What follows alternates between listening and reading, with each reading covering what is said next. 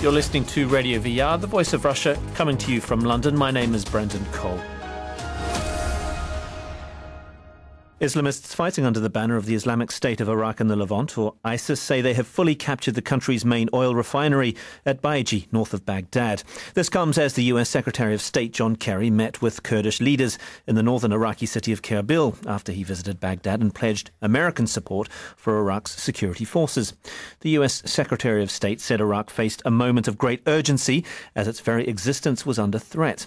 Meanwhile, the Iraqi Kurdish President Massoud Barzani strongly suggested that his region would seek formal independence from the rest of Iraq. ISIS have overrun a swathe of territory in the north and the west, including the second biggest city of Mosul. What kind of threat do they pose to the region and the west? Well, to discuss this and the issues surrounding it, I'm pleased to be joined in the studio by Felicity Arbuthnot, a writer and broadcaster specialising in Iraq and co-author of the book Baghdad. Also here in the studio is Jabbar Hassan, director of the Iraqi Association in London, and Sir William Patey, advisor to control risks and a former British ambassador to Iraq. On the line we have Hussan Al-Alaq, who's a British-based journalist and chairman of the Iraq Solidarity Campaign UK, and also on the line Zaid Al-Ali, author of the recently published book The Struggle for Iraq's Future. A warm welcome to you all. Jabbar, I'd like to get your view first of all with these talks with Kurdish leaders. Will the Kurdish president be using these as a means to gain independence? It looks like it now. They are looking at this as an opportunity to claim independence, which they were aspiring to achieve for the last 60, 70 years now. I think it's again another card they can play with in the coming negotiation with whoever will take over Baghdad. So Massoud Barzani's idea or his goal will simply be to carve out a homeland rather than trying to end the violence? Well, I wouldn't say so, but they've been preserving their area for the last 20 years, and since their breakaway from central government during Saddam era and after his removal. So far, they've done well in rebuilding the three provinces, the KRG, and they don't want to risk that into getting into violence and clashes with ISIS. So, William, would the United States be right to court the Kurdish fighting force of the Peshmerga, because they clearly play a significant role, don't they? Well, they obviously want to ensure that the Kurds don't break away. I think the American policy in Iraq has been tried to hold Iraq together, and certainly they've been supporting Maliki in not pushing the Kurds away. But the reality is that the Kurds will want to defend their area. They'll want to maintain security in their area. They've also been able to take advantage of the current situation by taking over security in Kirkuk, a disputed area that is subject to special constitutional provisions. It's hard to see how that would be recovered. So the Kurds were already, prior to this gains by ISIS, they were already thinking that if Maliki didn't change his policy towards the Kurdish region, towards their ability to produce oil, that would be a make or break point for them. So this has just accentuated a trend that was already there. But do you think that their desire for autonomy is compatible with combating ISIS? Well, they did offer to provide military assistance and help to the government, to Maliki's government, but obviously that would come at a price, and I think Maliki was unprepared to pay that price. I mean, the only way that ISIS is going to be pushed back is by the Iraqi government and the Iraqi army with international help, and it can't be done militarily alone. Militarily, I think the challenge is for a Maliki government or whoever, if Maliki is replaced by someone else, to reach out to Sunnis in Iraq. Part of the problem, ISIS would not have been able to make the gains it had if they'd not got a wider sympathy amongst disaffected Sunnis who feel alienated. And that's right across the region, isn't it, Felicity? It's not just in Iraq itself. It's there are sponsors of ISIS, perhaps in Saudi Arabia and Qatar. There are, but I think what is being missed here is it's not alone ISIS. I do think there is a huge, very organised uprising which is being missed, or maybe the Americans have not missed it, but they're not saying it. The more secular elements of the former regime, former Baathists, whatever, pan-Arab nationalists, and I think that this has probably been, and this is not just my opinion, that a lot of people who are very, very close to what's going on are saying the same thing, that this has been planned for probably a good 2 years. And you look at the speed at which they're now entirely in charge. It's very organised in Baiji, as you say. The speed at which they've taken not only two of the Syrian border posts, but also Rutba, which is the one road in and out, point in and out to Jordan, and the great swathes of land that they have, the towns and areas that they have taken. It's much more organised than this sort of hodgepodge, which is ISIS. And also, one should remember that ISIS is being called terrorists in Iraq. There's a lot of funding going to them from Britain and America or via proxies in Syria. Now, I do think there's a crossover in ISIS. I think there's a lot mixed up and, a lot of crossing over, if you will, of people, and there will be things that will change and fragment. Saeed, just on the point of who ISIS are, I mean, interesting that inventory that they produced from 2013 of car bombings, it broke down their actions into very fine detail. It does actually suggest it's more of a military group than a terrorist one, doesn't it? Well, I'm not really sure what the distinction is from my perspective, or from the perspective of civilians who are living under their control. I don't know how to define a terrorist group, but presumably it involves a group that terrorizes civilians, and that's certainly the people who live under their rule are, for the most part, terrorized.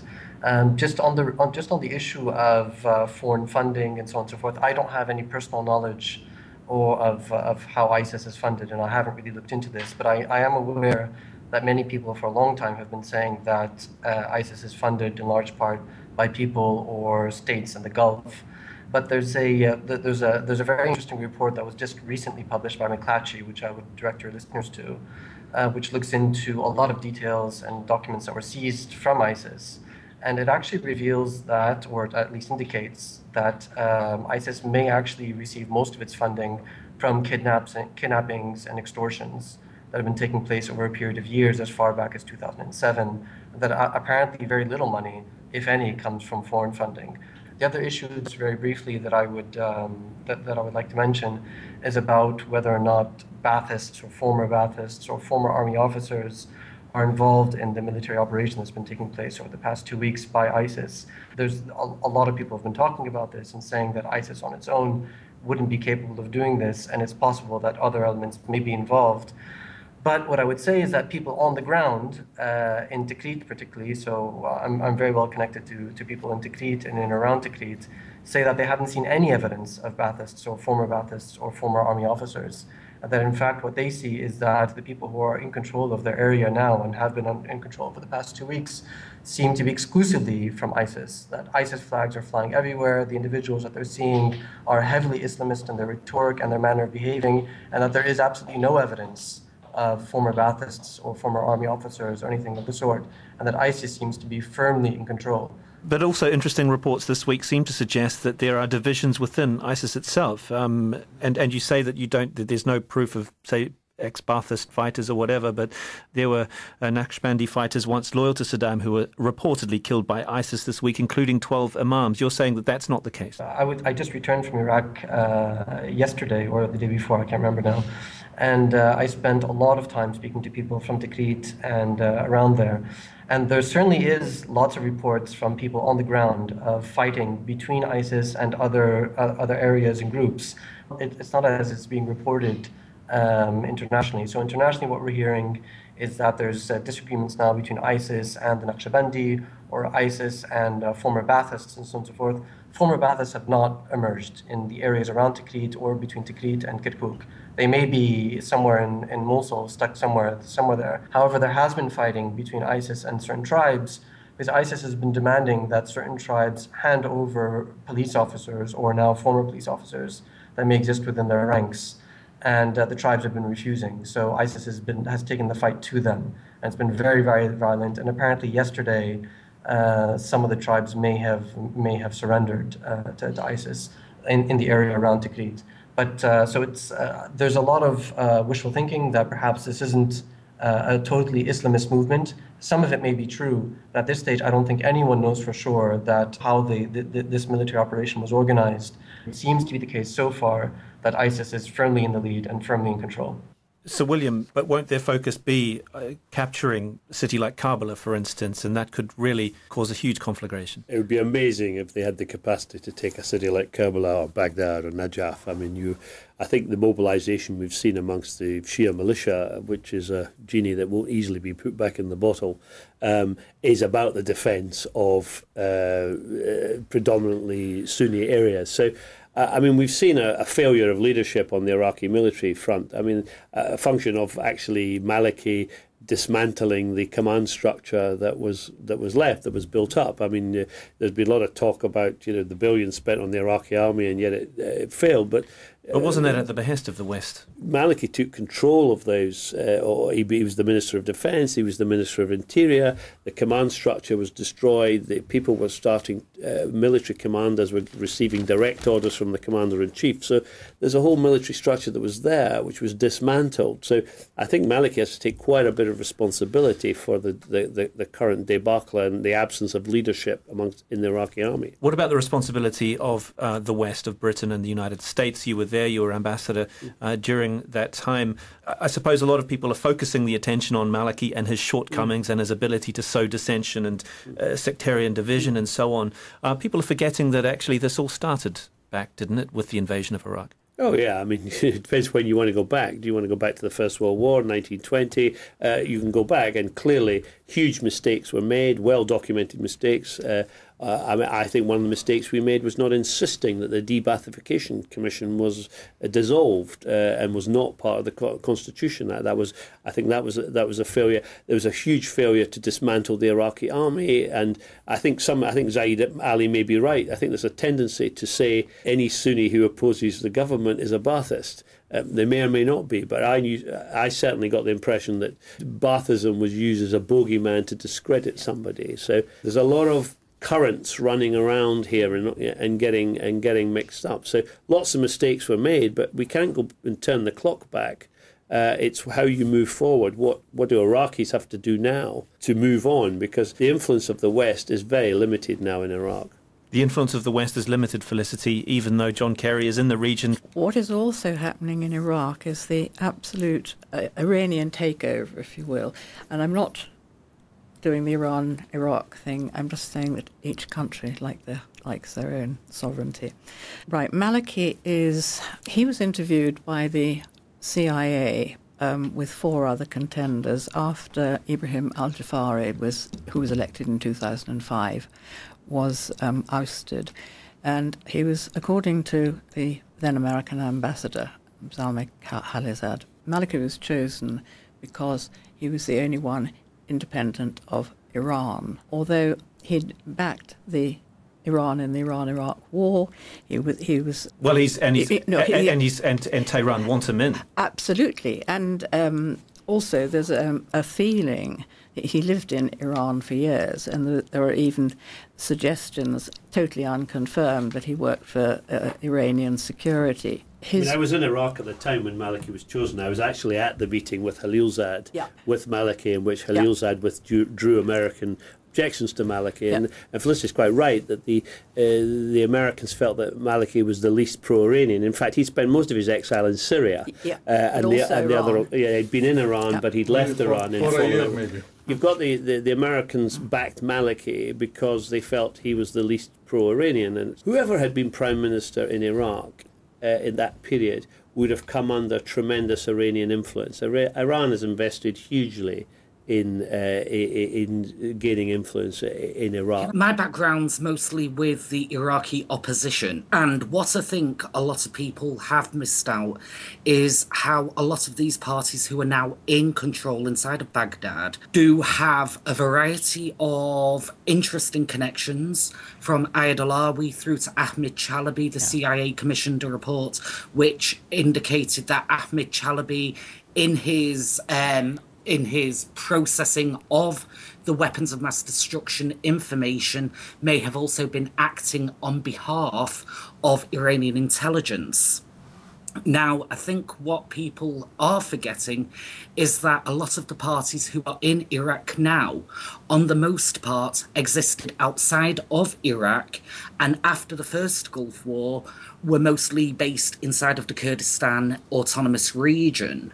So I think what's important to recognise is the fact that for over a decade, if not longer, a lot of the parties came under the influence of a variety of different governments, from the Iraqi National Accord through to the Iraqi National Congress, the Dawa Party, the Supreme Council for the Islamic Revolution in Iraq, along with the Iraqi Communist Party and other organisations. For example, Syria itself changed its name and abandoned the word revolution to make it much more acceptable to a Western audience.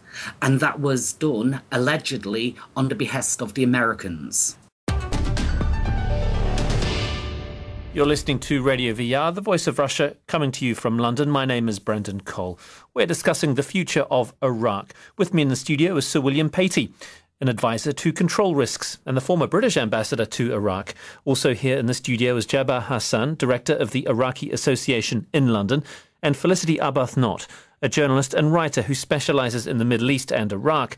On the line, we have Hussein Al-Allaq, who is a British-based journalist and chairman of the Iraq Solidarity Campaign UK, and Zaid Al-Ali, author of the recently published book, The Struggle for Iraq's Future. Hussein, key to this is Maliki stepping down. What would happen if he resisted that, or at least even resisted it militarily? Well, militarily, I think the only thing Maliki can rely on would be militia groups. He couldn't rely upon the army, because within the army you've got various different trends. People are saying that the fatwa issued by the Grand Ayatollah Sistani is mobilising all of these people, and yes, on the most part it is, but also what a lot of people are wanting to do is defend Iraq, because for over a decade people have been subjected to unimaginable acts of terror. People have been first-hand witness to sectarianism on a scale which really never existed inside of Iraq prior to the invasion. Saeed, there's efforts to get Parliament to meet before the 1st of July and agree in advance who the new Prime Minister would be. In a way, he has to be acceptable to both Iran and the United States. That's intervention of a different kind, isn't it? It is. From the point of the Constitution, the Constitution doesn't actually require for the Prime Minister to be chosen within this specific time frame. What needs to happen first and foremost at that first parliamentary meeting is that a Speaker of Parliament needs to be selected, and then after that a President is elected, and then finally the President has a certain period of time to nominate a Prime Minister. So, depending on how things go, there's still some leeway as to when the Prime Minister is to be chosen. But in terms of Maliki and his position vis-a-vis Iran, I don't think that was really ever the main problem with Maliki. Maliki may well have been interviewed by the CIA back in 2006, I don't know. But he, in 2009, Maliki established his own independent electoral alliance, the State of Law Coalition, which was established in order to break away from the Shia Islamist alliance that Iran had encouraged the formation of. And Iran was not in favor of Maliki running on his own in the 2009 provincial elections, nor was Iran in favor of Maliki running on his own in the 2010 parliamentary elections. They wanted a unified Shia list, and he did that in opposition to Iranian interests. So, he's certainly proven himself capable of being independent from Iran. That really hasn't been his problem. His main problem has been the incredible amount of corruption that he's tolerated within his government, and the incredible amount of incompetence. The failure of the Iraqi army to hold territory from Mosul all the way down to Tikrit, and the failure of the Iraqi army to react fast enough in order to defend Tikrit after Mosul had fallen, because Tikrit was only taken 24 hours after Mosul had fallen, and the Iraqi military had a significant amount of time to react, but did not do so. Those failures are really down to Al-Maliki and his incredibly ineffective control over the securities forces. At this stage, it's going to be much more important, rather than to find someone who's more independent of Iran, because that really wasn't really Maliki's problem.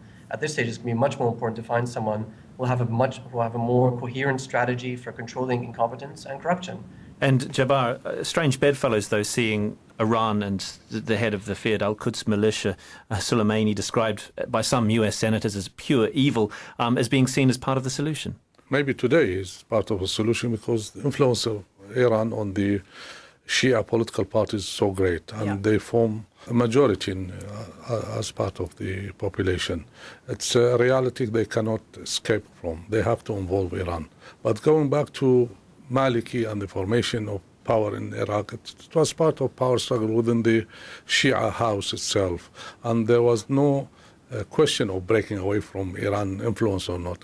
They were all under Iran's influence. Yeah. It goes back for years. It's not a matter of 10 years or 20 years. It's to do with the sect, the school of teaching, Islamic school of teaching, and so on.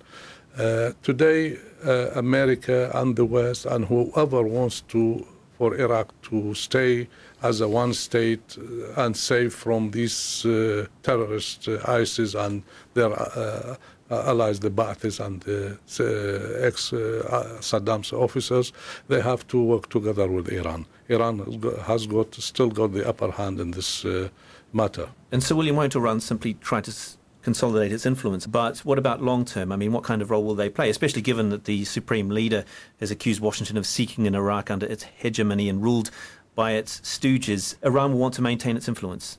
Oh, certainly Iran will want to maintain its influence. So can they be trusted?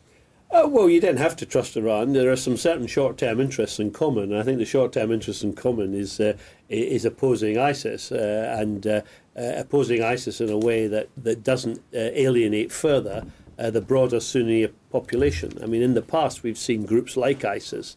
And I think Zaid Ali was quite right to highlight the sort of extreme nature of these groups. They have tended to alienate the local population who turn on them. And we saw that in the past with the Al-Sahwa movement coming to the fore and turning on Al-Qaeda. But in order for them to have the incentive to do that, they also need the backing of, in the case of Al-Sahwa, it's the American military. Well, they're not there to give them that backing. They'll need assurances from a government. So it comes back to your point about whether there is somebody other than Maliki who can offer a different vision of Iraq than the one they've had in the past, which has been a descent into sectarianism. Is there that person, Zaid, do you think? Yeah, I think there are plenty of people in Iraq who are very capable of performing and delivering equity and security and good services to people. The difficulty that we have now is that our political class in Iraq is very corrupt, very incompetent, very self-serving, and they insist on controlling all levers of government in a very corrupt way. So our difficulty today isn't that there aren't capable people. Our difficulty is trying to break the monopoly of the very corrupt political parties who have a stranglehold over our state. Some people have questioned, well, if our political parties are so corrupt, if they're so incompetent, why do Iraqis vote for them? The answer to that is very simple, is that the political parties control the electoral system. There isn't a political parties law in Iraq. We don't have a law to regulate the activity of political parties. I think we're amongst the only countries in the world that don't have a political parties law, and that isn't a mistake, that's deliberate. They don't pass a political parties law deliberately so that their activities as political parties remain unregulated. And so that's really going to be the main difficulty, is breaking this monopoly. So if you look today at the discussion that's taking place about who should replace Maliki, what you'll find is that most people are citing other MPs or other senior members of political parties. So Adel Abdel Mahdi, Ahmed Chalabi, Tariq Najm, etc., etc. And those people may be better than Maliki, I'm not really sure, but they all suffer from the same problem, which is that they're part and parcel of the same corrupt group of political parties that have been running this place into the ground for the past 11 years, You're listening to The Voice of Russia in London. My name is Brendan Cole. We're discussing the future of Iraq. With me is Felicity Arbuthnot, Sir William Patey, Jabbar Hassan, Hussein Al-Alak and Zaid Al-Ali. Hussein, what's your response to that? That sounds like quite significant structural problems with Iraq's democracy at the moment, and that's not going to change anytime soon. What I do find quite significant in all of this is how these people are creating the problems. Again, on the most part, they hadn't been in Iraq until 2003 for a variety of reasons. And I think what the West are doing is hedging the bets on a number of people who will give nothing more than a different face to a variety of problems. Again, the de-Ba'athification policy was the greatest disaster. And this comes back to the reason why ISIS have been able to take the borders with Syria. A report was commissioned in 2004, which stated that when the US-UK went into Iraq, one of the first things that they didn't do was secure the borders. Yeah. And for over a decade, foreign fighters have been able to cross into Iraq almost unnoticed. Like the point Zaid raised earlier, the money that is being used and spent by ISIS, as well as being accumulated, a lot of it was done by foreign elements coming into the country and kidnapping. How I know that is when speaking with hostage negotiators at the time of some prominent cases, people were describing Egyptians, people were describing North Africans. You've got this situation with foreign fighters now, where a lot of these people have been going in and out of Iraq for over a decade. And now what you've got is a situation which has come to a head as a result of a regime inside of Baghdad which is completely incompetent, which has allowed corruption, which has allowed completely unregulated policies when it comes to things such as the elections. And so until I think the whole situation changes in the sense that people feel that they are getting a government which is representative of a country rather than a particular narrow-minded agenda, the whole situation inside of Iraq cannot change. Up to now, I've been speaking with people who feel that they have been excluded from Iraqi politics for a number of years. And these are people who have been born and raised there. I've been speaking with people from a variety of different backgrounds who they themselves say, if they're in a particular area, they're being intimidated by militia. Now, this is not political. And I remember being at one of the first ever meetings to discuss the Iraqi election process. And one person actually recommended that the head of a family should be allowed to vote for all of their families. Now, until a clear perspective is in place politically, Iraq cannot move forward because, to describe it in one way, Iraq is politically constipated. Jabbar, so the immediate concern, aside from governmental and political, is, I mean, what can the US do? Won't they try to keep influence? They'll need to launch some kind of covert action with Kurds, with Syrian groups, with rebel groups. We are in a situation that all these comments are very right, and they are I agree with all, but they are secondary. There should be an action be taken to halt the advances of ISIS and save the country from dismantling. Today we have politicians, I agree with that, but the system, let us talk about it, is corrupt, incompetent, and led by a sectarian figure, which is Al-Maliki today. He has to be replaced by those who are available. We have to be practical and realistic. We have a number of people who are willing to talk to the alienated and marginalized Arab tribes who allowed for ISIS and created an environment to allow for ISIS to come in and advance the way it advances. What we need now is to hold this, and America can play a role before any military action, is to bring together those especially who are residing in Kurdistan. There are some Sunni influential tribesmen and religious people who are in Kurdistan today. They are willing to sit with the rest of Iraqis on a condition that Maliki should step down. I mean, the Sykes-Picot agreement could be torn up. Could we see a fractured Iraq involving an independent Kurdistan, a Shia-dominated southern Iraq, a kind of pan-Syrian, Iraqi, Sunni heartland? Those are the stakes, aren't they? Well, the post-war deal, the Sykes-Picot arrangements, is looking pretty fragile, and I think it is possible that Iraq could break up and that Syria won't be a unitary state. It's certainly possible, but I don't think it's inevitable, and it depends on what we do from here on in, but it's certainly looking fragile. Many thanks for joining us. That's Sir William Patey, a former UK ambassador to Iraq and advisor to control risks. Also here in the studio, Felicity Arbuthnot, who's written extensively about Iraq and the Middle East. Jabbar Hassan, director of the Iraqi Association in London. Hussan Al-Alak, chairman of the Iraq Solidarity Campaign UK. And Zaid Al-Ali, author of the recently published book, The Struggle for Iraq's Future. Many thanks for joining me, Brendan Cole, on The Voice of Russia in London.